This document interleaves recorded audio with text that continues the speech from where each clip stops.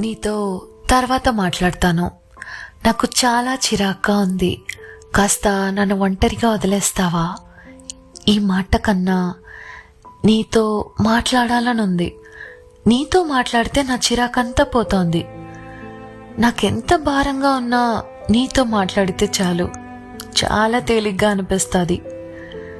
నీతో మాట్లాడితే నా ఒంటరితనం నాకు అసలు గుర్తు కూడా ఉండదు. ఈ మాటలు చాలా హ్యాపీనెస్ ఇస్తాయి కదా. విచిత్రం ఏంటి అంటే, మనం ఎవరినైతే ఇష్టపడతామో వాళ్ళు మనల్ని ఎప్పుడు ఒంటరిగా వదిలేవా అని కసురుకుంటూ ఉంటారు. మనల్ని ఎవరైతే ప్రేమిస్తారో వాళ్ళు మనల్ని నీతో మాట్లాడాలనుంది, కొంచెం టైం ఇస్తావా అని అడుగుతూ ఉంటారు.